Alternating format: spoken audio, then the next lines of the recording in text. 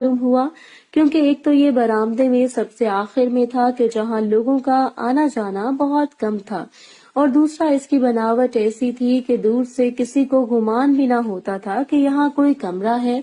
اچھی طرح تسلی کرنے کے بعد میں اپنے کمرے میں گئی اور کپڑوں کو رکھ کے میں سیدھا سرونٹ کوارٹر کی طرف چلی گئی، اور پھر جیدے کو ایک مخصوص اشارہ کیا اور خود باہر کھڑی ہو گئی۔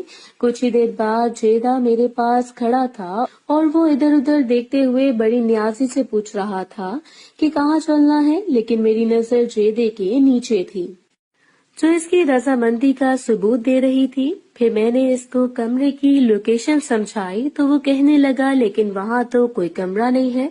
تو میں نے کہا یہی تو بات ہے، وہاں پر ایک خفیہ کمرہ ہے، اور پھر اس سے کہا کہ وہ مناسب فاصلہ رکھ کے میرے پیچھے آ جائے۔ جیدے کو ہدایت دے کر میں آگے بڑھی اور اس خفیہ کمرے کی طرف چلنے لگی، اور پھر ادھر ادھر دیکھتے ہوئے اس کمرے میں داخل ہو گئی۔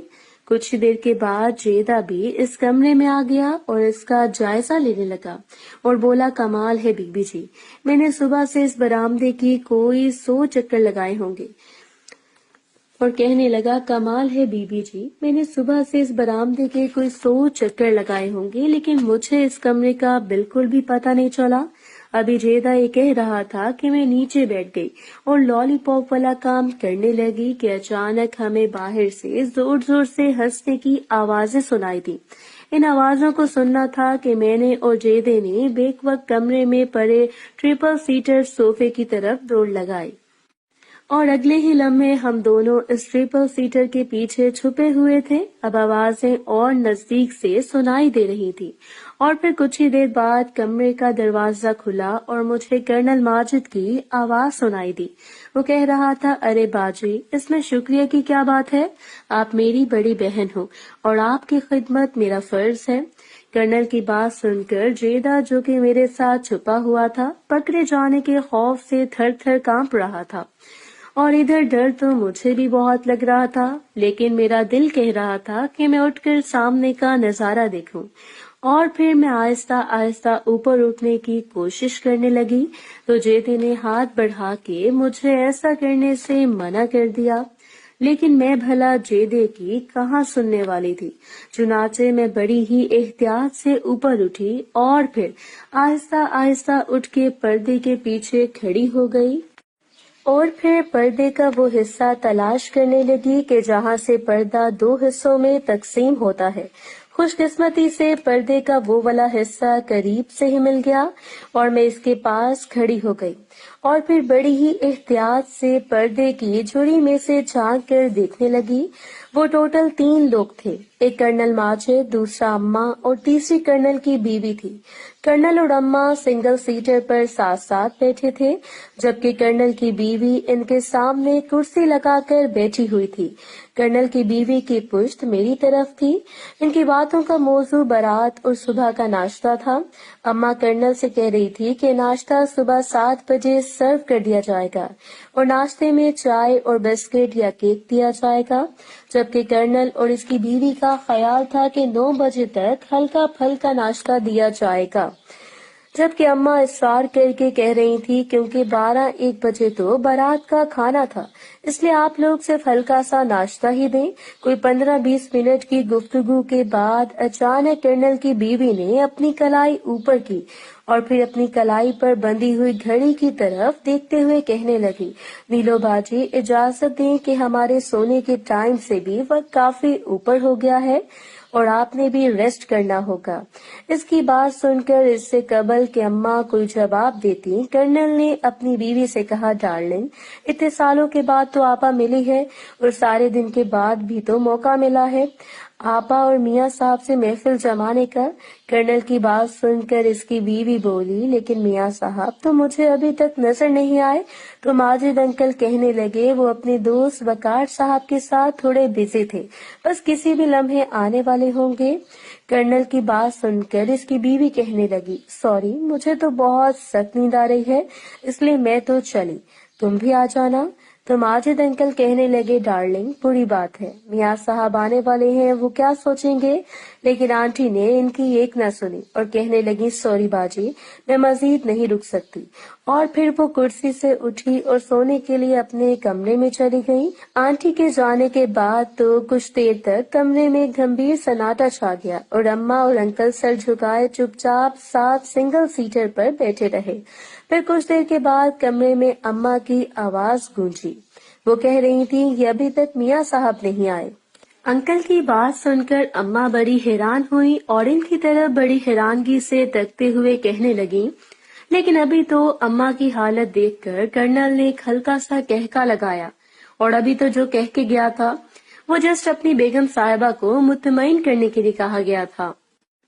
انکل کی بات سن کر اماں کے چہرے پر ایک مسکراہٹ پھیل گئی اور انہوں نے بڑے معنی خیز نظروں سے انکل کی طرف دیکھا اور بولی، اچھا تو یہ بات تھی۔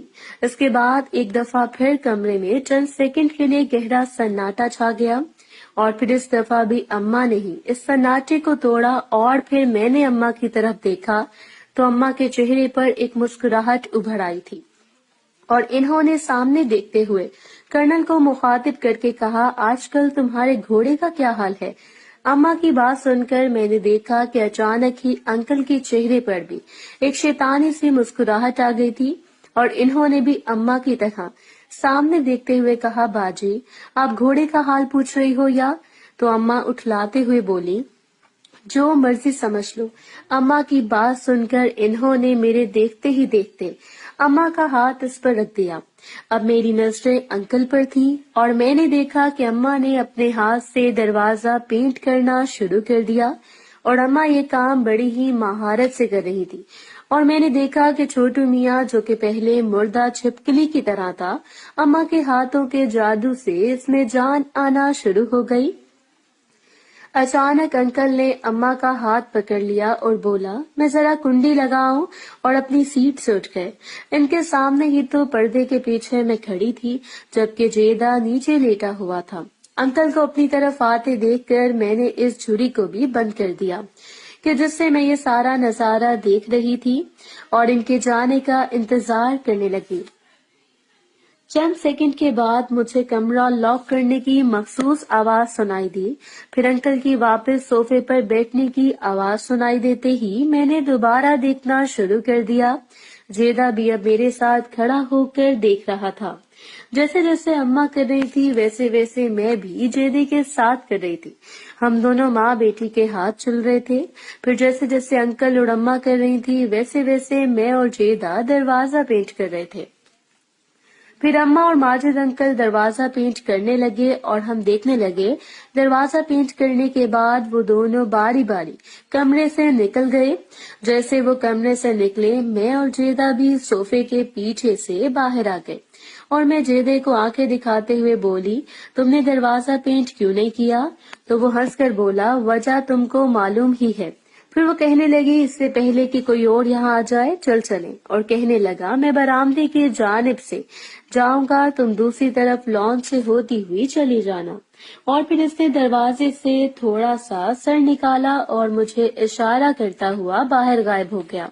میں نے بھی چند سیکنڈ کا وقفہ دیا اور پھر آہستہ آہستہ چلتی ہوئی باہر نکل آئی۔ رات کی وجہ سے سب نظر آ رہا تھا۔ رات کافی ہو گئی تھی، لیکن چاندنی رات اور لائٹس کی وجہ سے سب نظر آ رہا تھا۔ رات کے پچھلے پہر اگر کوئی دیکھ لیتا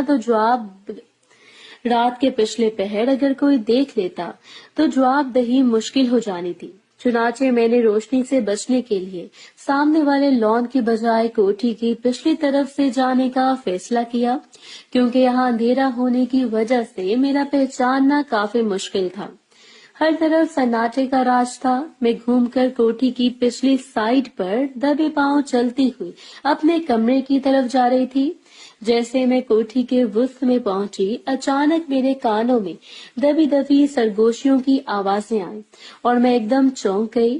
میری چھٹی حس بیدار ہو گئی اور میں وہیں رک کر آوازوں کی سمت معلوم کرنے کی کوشش کرنے لگی۔ جلدی مجھے ان سرگوشیوں کی سمت معلوم ہو گئی۔ محترم ناظرین اور سامعین، اس کہانی کا باقی حصہ اگلی آنے والی ویڈیوز میں پیش کیا جائے گا۔ اگر آپ کو یہ ویڈیو اچھی لگے تو ویڈیو کو لائک اور ہمارے چینل کو سبسکرائب ضرور کریں۔ شکریہ۔